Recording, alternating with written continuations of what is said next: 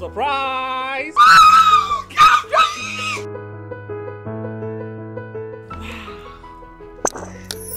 Congratulations, madam. I'm looking forward for a good business deal. It's my pleasure. Excuse me, madam. I am a business partner. Mami can be being show. Kinaata Venike. So we use what? A CSC ho. Emma hoye kama. Emma hoye obey moi.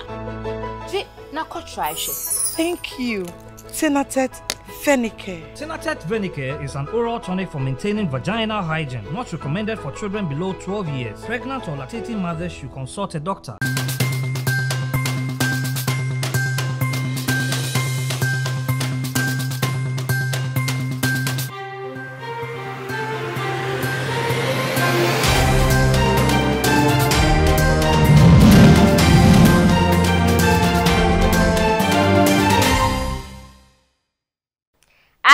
My mama kwaba ediba Ghana TV eso ebredu sasam hodwa ya bobwano yade ebesomo kasia bo kwanso wei eye kasia bote o show me live our YouTube, Facebook and Instagram. So any day dika will show me subscribe, like and share Emma afofro intimi and should be me amajebre America kasia boyi ebesomo eye me da chehima ajwa Nati afe yembora and samono emu na yenkopiemu ewo asante mantemu abayiwa bia wenya emfinhia edunkron mechira 19 years watu ahwe odomu chasa watu ahwe bodamfo bi domu a oje ne ho anje wote ne ho anje wo hunia wonye ne ho na abaye kire ni nsemu abra wenya emfinhia edunum mechira 15 years ena tata wane sa abranti e hyase se womo etwempena sa abre no na abranti e modam wane ne hyase se womo twempena no kire se abranti e kire no wodo ana ba ma bia enkire ni bida o se abranti ne do ni yie pa ma odo kese pa edi kire no na beye mretia wemu na abranti eka kire ne se di tirimu hyehye no woye na dwen so wutirimu hyehye wa me ko sensuo edi abrawo ama wetimi di ahuru wutim oba ye na chesa homa no ati afa so kura chese abranti no ati esikrum nemmom sa abranti na bodam ne die wonye na dwen se obija no kwampia so abranti ya bodam mpo na chese wodoyimu aye din abraba we kiremu a chese oje ne ho a enje wo begusu a adobodamfo yi a wanhwe kura wo be ware no ene no awo ebusuafo ka kura anya de a wo betie sanse wodo a wo ma bodamfo yi eyade ese emodupa yenti ababa wa no ensem me pachi nyame adumo me hoye on wa fe papa me das ye frozen pachi ife mi Vivian oko school he fa oye den we adwuma na osun adwuma me pachi mi we school this year ya na like me yellow to adwuma yellow to adwuma mami bisa o be me ya ogina wo nchen oye woden me pachi oye me guy na me ne no wo hono a sisi mi guso ne no wo hono ma date for how long yeah dating for 4 years 4 years until who no wedding fee saying sisi ans wedding fee saying me who no me di 15 years but sisi am 19 wow na o hia no he fa kwan ben so mo mienu mu hia chechwe mu kakra me pacho like me starting and na me bo me ma no e wo town nti mu na me ko hia be mu an na oja me nchi nti like what do e be too many ba na me so me mpe no guso atata me sa ti ata na my fed up na me ka che ni so o da mate ase na me ne start relationship ti me ne start and like no chere me odo bia like obi an chere me bida no odo me pan ti ma me so me be don e ma ye make promises e swear where your life money na and from then na ba ne saying na onya problem ya na so o state a wo msisi me ko no ho ofi e de dua no command nti me juo no se ni timu hyehye na me sa o timu hyehye o se denti ti na me de kra de me ko say nsu abre no ti me ko say nsu no man asa wo bebo me na me sa kwadwa de na wo yesa wo bebo me se o timu hyehye o me bro nsu o se bebo me ti hono man o di mi nka like a pie fifie hono me nim de see nti me hyehye na kira kwan a me hu ti me na mo na obi ka che me so wo hu be me we e wo be bi na me ka che ne se ne won ko kire ne be bi a boy no e wo Ti me call no like na the way we sit here no kan mani nje ho. Nti misun ye pa so. Na me so wo se me sade ne ba fie back if say me do ne pa won ka me ho maintenance areas. So oda de chere me no. Obia me be na obetima chere me sade oni bi da. Wo parents enim se sebe oni boda mini na etwempana. Me pa chere de parents enim. But da me see do boy we no. So if you come parents am pene so say me ware boy we pa de na e just say me kume ho. Agise okun ho adam mo ye mujafra se nkofo ye binana me patcho dabi but e do na me do boy we like me share be ma obetima do me se na osi do me no na so nko di 19 years so abraba wedru hen a wonim do mu difference ti me ne bodam ni dating na me patcho wo mu sad but be ma we di means me njan no and na me promise say make here and so a you saw your life mu ntino send your acting unsuro me patcho dabi me nsuro kra na enu mu so na mpese me fa no na me say ye no get back nti o ne din komo o kasa ne ho o tie o otie me pa like and say o kan me ye nti me kɔ no wo se me ne ko din koma onya nto bo ase ni me din koma sere nti be ma we die me nti me njan no anamonto be na watu se wo benya e friend se nkwadwo anamonto be na watu se wo de boa no amana get back ne sanity like say I was say I am me kwano honom ekwasa de me kwano ho like me person me get in the back me say atre no odo and say odo no mu no like obefa so de aka nyo ma bi asama na adwa be fake kakra de na busafo nim say state be saying no na busafo nim ba no mo hu na kira kwan mia na me fa so like me fa kwan bia so kwahwehwe na kira kwan na me de hu na what try say wunya help be so de be hospital obesesa ne ntade shame anase bibi etesa that be like maybe to me the mini e bia wo me ho an me de beboan de but me kwan bia me fa so a me de beboan de me nyama o ye ma me de dos bebre like say okrokro me say no me pa okrokro pa okrokro me ojiji me like on tiantia me even cry no say my bibi cry no kwa na pamacho my bibi boni bi create an no kwa na pamacho enti me nya ba me bia obey say like now I boni no ne power cho da bi e bi currency then the man can say unya be ma obey usa life what they team member saying pacho 2 on na to so ade de odi ka on dating na o treat you saying ti ama wati aka be ma we no treat me bad bibia na ne buofu be ma we so want to ase like o abotre say even Christ ne buofu kwa na opie on kasa obeba na asem ne so atwa and it's na mama de pen asempa na 15 years and now home be men and now di kan boyfriend and now be share no ne osoro ntem me pacho and in school JHS na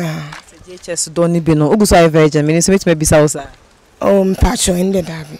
when you break your virginity first guy na say kwajo any entia when say a time will come I'll be give you up on kojo say what fight our brains after the on kon be na so ko be me pacho there be and dey be nsi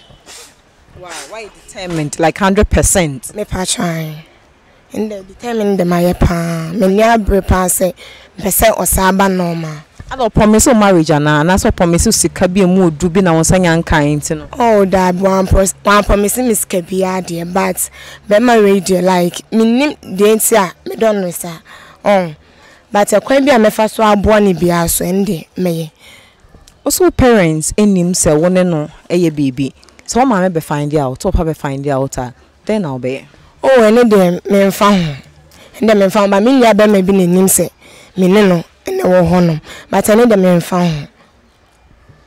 ho kuma say ya na ote me pa chan kuma say ya na ohia no me pa chan and our parents so kuma say ya itu mama ababo so aka se me ba kama say me ma won say na won say be boda me ni ntwempna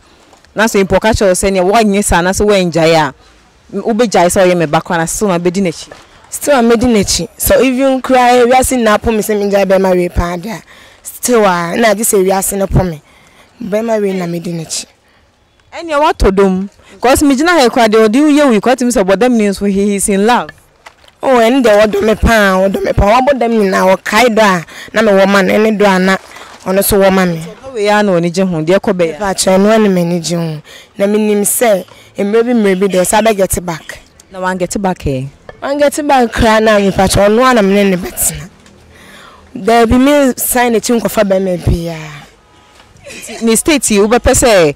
mu ba betime free mu aba in case say bia e chechecheche na oba nso so on say age ni nti so to me wo at a point in time one ne be wo oh me ne be wo me ne be wo me ne be wo da be me pa che wo me 2003 17 February da be ankasa ne Saturday ama for esi money so we na me say dru say yo oh and they say no ma but be ma we dey mint me njan be ma no wonua mo wonua so nim sa wona na twem me pa che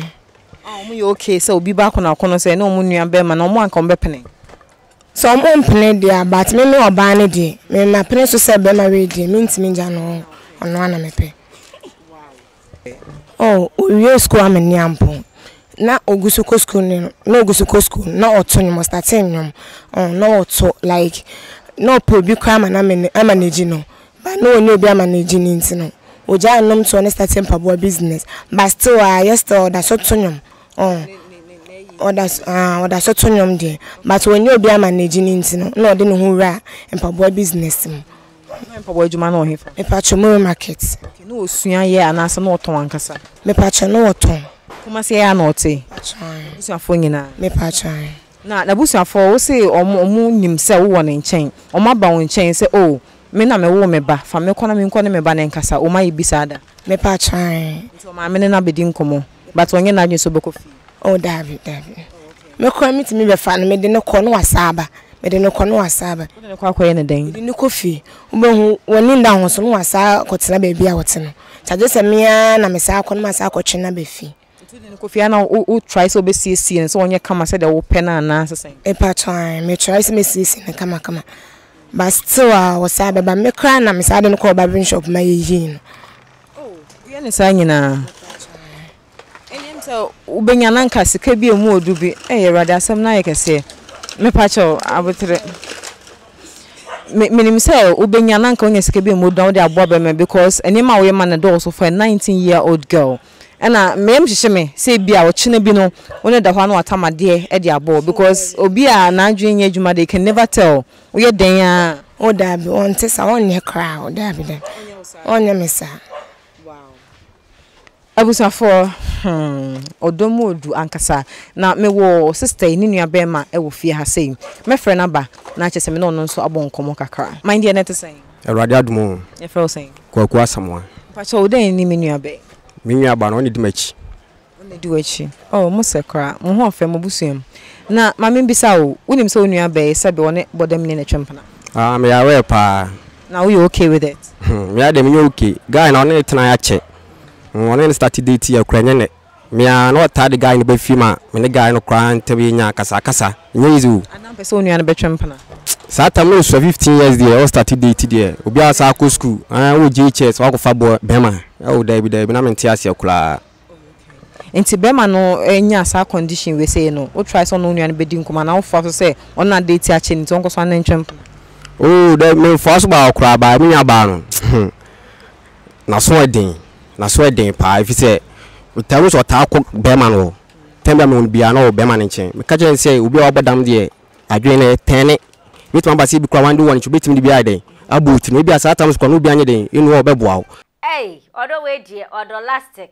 na 19 years na wo kire se wodo a wa kire wo no obi an kire obi da bra bo no wa bo ne san ya a kire se wado bodamfo ya ebi nso ka se yade se one sa abrantie ya kire se na homa yi ati afa so yi yade se wo mo edi mojafre bi enso ababa we kire ni semu a enya ade wone no edi mojafre bi se ya no kra no wakan wo se washada no wakan se obia enim na se de wo kire se ebusuafo be mu kra nya ade wo beja bodamfo yi chidi de utimi se asam no aye critical asam no mu aye den ankasa we die odopa odolastic na ebi so kire se onyi na oba no ebedumre bia na bemu ebebu obehia memma a wo ho ofe memma wo woska memma wo sene bodamfo yi ama ebi a adwen no ebetimi asesa na yenhwe de ebeko akosi ebusua ha na brama kwan ma yere kasebo no ebisi me ameje bra America sebo yi ebesomo eyeme da chehima ajoa nati asida kese enkomaglit anglo skin Kinaata herbal na Janelle organic foods dedi ho enkoma production crew makram Tribulus terrestrix, Kayani, Panex Caltrop, Jingo Bilaba.